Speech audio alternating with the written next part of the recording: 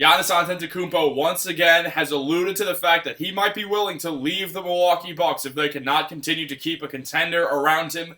And this is huge news as the New York Knicks may be suitors for the Greek Freak if he is to request a trade or try to walk away in free agency. So we're going to break all of this down. Welcome back to Knicks Digest, guys. My name is Chris, and we have more Giannis news. Now, if you were here 2 weeks ago, you would remember that all the stories were about Joel Embiid, whether it's William Wesley and Leon Rose going to Embiid's wedding, Leon Rose formerly being Joel Embiid's agent, Embiid being CAA and having a house in New York, all of that stuff. But as the NBA media goes, we're now on Giannis. So here we go. Giannis Antetokounmpo has been alluding to the fact that he may want to leave the Milwaukee Bucks. Now, we know it's not a sure thing. We know this is if the Bucks cannot contend. They were a 1 seed last year, so we obviously know the team's still real. As long as Giannis is there, they're going to be great. We all know how great Giannis is. That's not even a question. But if you look at what's going on and what he's saying, you could see why Giannis may be willing to leave the Milwaukee Bucks.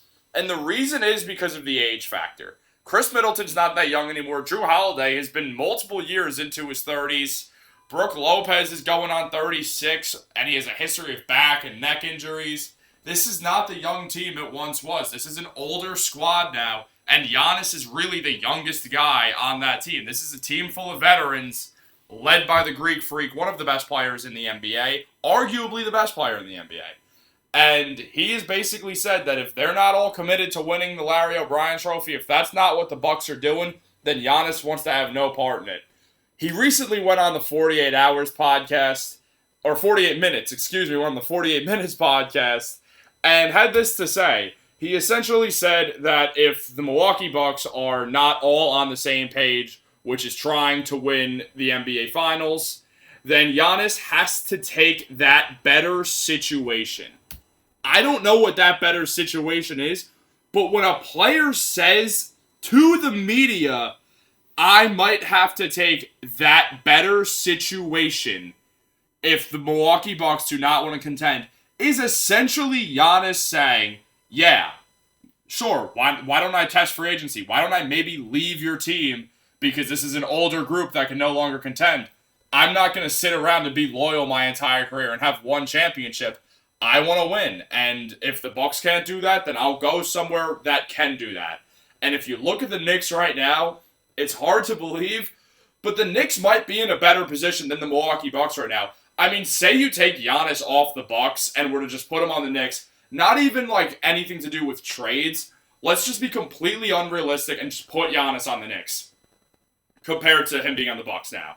Obviously, the Knicks are a better team. It's no question the Knicks are. And again, that's because the Bucks have made room to have Giannis. So, of course, that's a case. But if you just look at the guys who would not be traded in a Giannis trade with certainty, we're looking at Julius Randle and Jalen Brunson. More than anyone, we're looking at those two. And if we're looking at those two, that is a great core already around Giannis. Quentin Grimes will probably find his way to stay on the Knicks roster. Emmanuel Quickley and RJ Barrett, I could see getting traded. Barrett does have that poison pill contract that we've been talking about recently when it comes to trades, because it is important to throw in that the guy's going to be incredibly difficult to trade. Incredibly difficult, and it's a bunch of hoops we have to jump through. We've been over this on the channel before. We don't have to keep beating this dead horse of a story, but essentially, RJ Barrett is a lot harder to trade for than most players on the Knicks because of the way his contract is structured, as teams would be taking in more money than the Knicks would be giving out, it is the long story short. But now here's the moment that we're waiting for as Knicks fans. And that is the question of, are the Knicks actual suitors for Giannis Antetokounmpo? And it's sort of its complicated answer in the sense that, yes, they are. Because when you look at the Knicks, they're going to be a suitor for any star that wants out. They sort of are just always a suitor the same way the Lakers are, just because they're a big market. And people have incentive to play there because they'll make more money for being in a big market. But now the Knicks are good. They're really good. They've just proven that essentially they're a team that is a superstar away from being an actual NBA Finals contender. And when I say superstar, I don't even mean someone on Giannis's level. They could be a step below Giannis. If they get someone on Giannis's level, they are a contender. They're not only a contender, they're a favorite if they get Giannis. This is a team that can be built around Antetokounmpo, have a team that's both good defensively, good offensively, fits Giannis. I mean, Jalen Brunson is a perfect point guard to have with Giannis. It's a team that could work. The Knicks can sort of make this work through trades. Unlike most teams, the Knicks have a ton of draft picks and a ton of young players while also being a very suitable market for a superstar that would want out. That is so rare. There's really no other team that's in that position unless the Oklahoma City Thunder take a huge jump this year. And even they don't have the most tradable of contracts. So for them, it's really all those picks. When you look at it, there's not too many teams that could afford Giannis, whether it's via trade or just salary cap reasons. Contracts are going up, and most contending teams never have any money.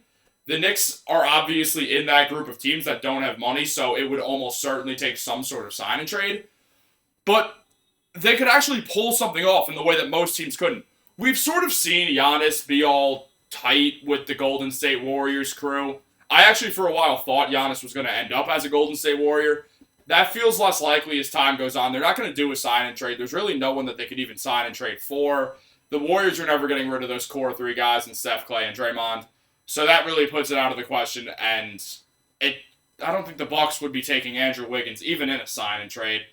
So that feels like it's completely not going to happen. It really just leaves the Knicks. The Knicks are the number one destination for Giannis if he were to leave the Milwaukee Bucks, because frankly, there's not too many other teams that can afford Giannis and can put him in position to win after trading for him. We've seen what happens when you trade for superstars. To keep it in-house with the Knicks, let's look at the Carmelo Anthony trade. Melo was by far the best player the Knicks had since Patrick Ewing. And like prime Patrick Ewing. Obviously not the end of Patrick Ewing, but he was before my time, so I can't really tell you a whole lot about that. But Carmelo Anthony was the best player the Knicks had since Patrick Ewing, and they decimated their roster to get him. Melo was probably a top 5, top 10 player around then. Giannis is a top 3 player. He's a top 3 player who is a 2-time MVP. Melo was not an MVP.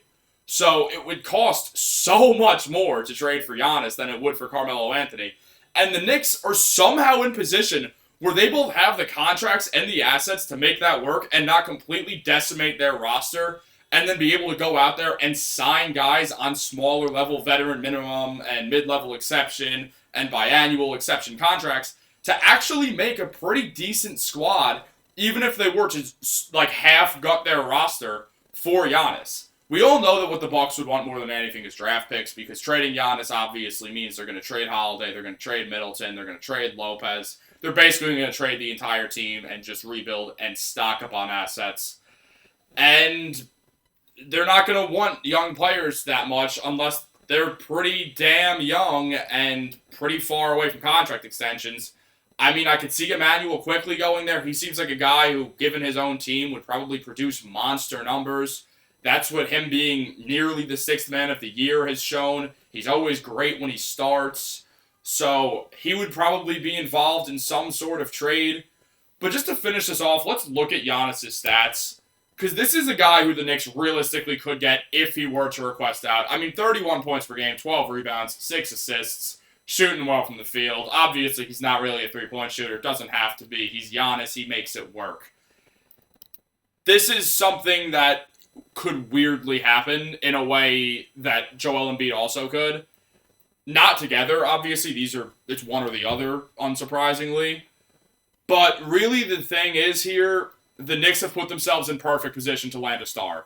If Giannis is to request out, then the Knicks will probably be the front runners for him. I'm not saying the Knicks are certainly going to get him. The NBA is so strange. I mean, who predicted Donovan Mitchell would end up on the Cavs? That was an insane outcome. I mean, I figured it would be the Knicks like most people, but I definitely did not even think the Cavs were on that list.